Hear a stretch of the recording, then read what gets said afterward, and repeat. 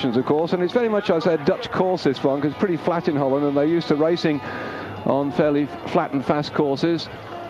So that's certainly going to suit the Dutch. And oh, Lucas doing a good ride here. André Lucas from Czechoslovakia, always hovering there or thereabouts. And I think somehow the fervour has gone from this group at the front. They're settling in now, sizing each other up. I think they've realised that they've shot off the weaklings. I mean, they've got rid of Mark Valder. He's gone. Whoops. Montaigne quickly slamming his foot down when his bike went a little bit out of control.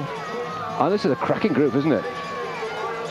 One interesting race. You know, some cyclocross events, you go out to commentate on them and you think, oh my goodness, we're going to have one rider and then 30 seconds another rider and 30 seconds another rider, and everybody's splattered all over the countryside, struggling to get to the finish before they collapse in a big heap with the conditions. But today we've got a very, very good ride indeed by all these competitors for that gold, silver and bronze medal that's up for grabs after 50 minutes of racing. They then finish that lap off, and that's the end of the race. So we've still got another 40 minutes or so to go.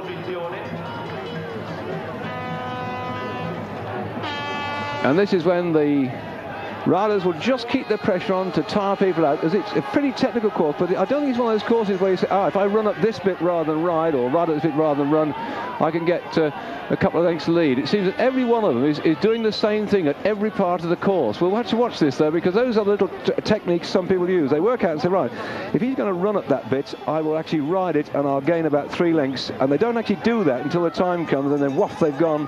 But at the moment, they all seem to be following the same sequence right the way through. Pick out the colours again for you. In the orange, the Dutch rider Groenendaal. Then the blue is Pontoni from Italy. Down the other side they go. The red, white and blue vertical stripes of the Czechoslovakian squad. That's Lucas. So those are our top 3. The camera spins back. The Danish colours are the red ones with the white bands on them. And there they are, the red with the white cross, of course, being from Switzerland. There's your Danish colours, red and white, and the German hanging on at the back at the moment in the white jersey with the red, yellow and black little bits of decoration on it. And he's having a bit of difficulty holding the pace at the moment. That's him, Werner at the back. And this is a significant gap. Look, they've gone, haven't they? Well, that looks like the medals can be decided by these riders in the front here at the moment. This little 6-man group. See how they flicked up there onto the top of that higher part of the course. They're still searching for the fastest line on this course. We're going to take a short break. Do join us for more action from the World Cyclocross Championship.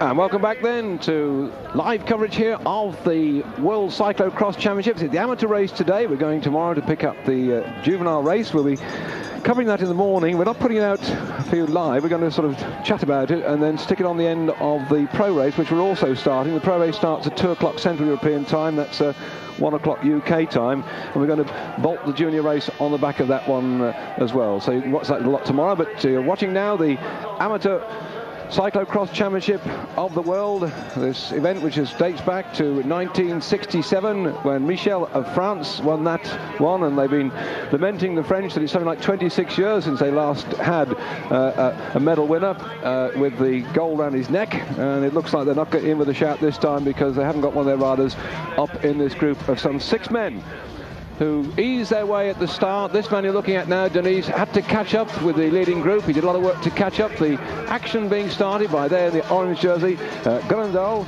Richard Groenendaal, the amateur champion of Holland. And there Pontoni in the blue, who set the crowd alight with trying to force his way off the front a little bit back, is now in 3rd spot with Lucas, another of the early starters, on his wheel.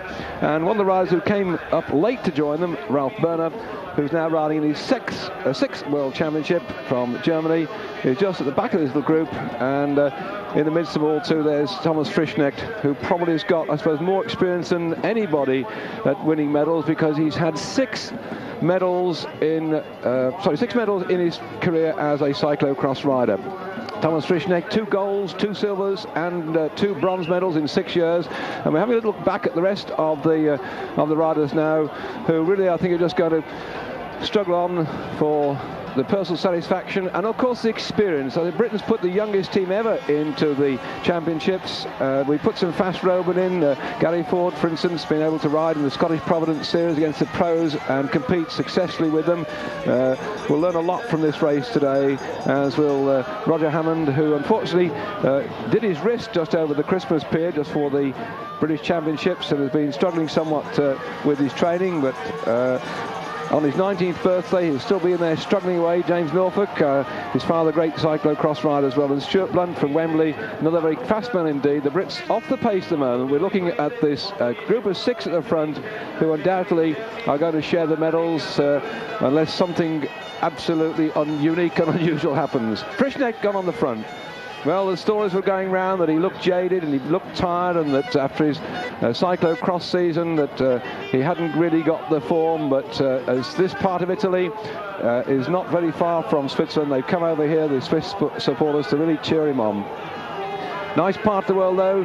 Corva in fact gets its name from an old Latin word, curve, which means bend, and that's the curve of the Maduna River. We're near where we are holding this event is curved, and so that's where Corva gets its name from.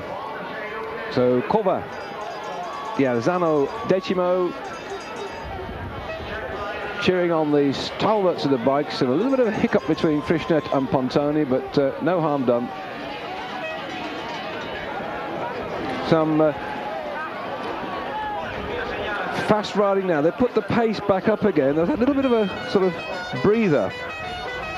But I think they've decided now they've got to start going again. Pontoni always staying around about second or third, sometimes taking the lead. Frischneck putting the pressure on the front. This is a cracking race.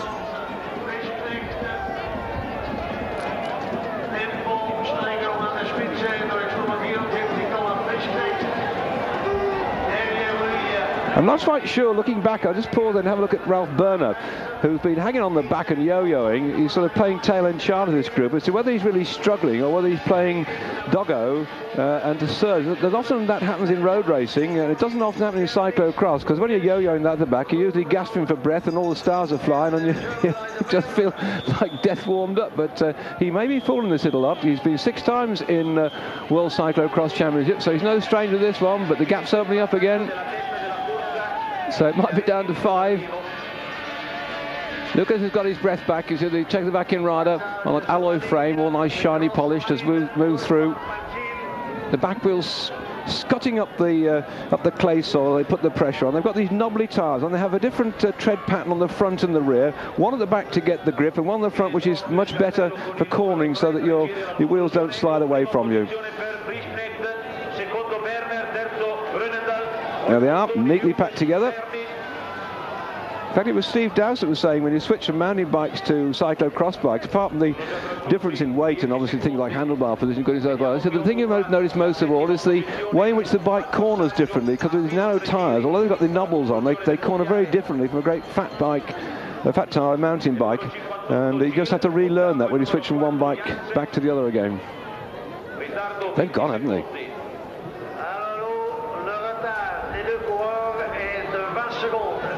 20 seconds is the lead, just coming up from the public address.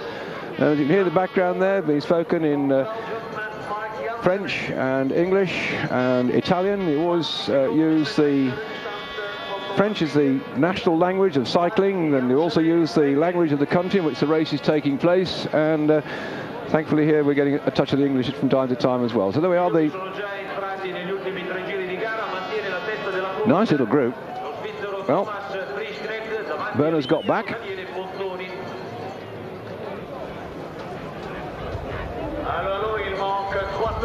If you wonder what they're doing jumping up and down like that, there's a plank across the course and they're bunny hopping over it. It's a technique that was very much used by BMX riders, and Danny Dubai started to do it in Belgium in cyclocross racing, and they all seem to have covered him since then. So there they are.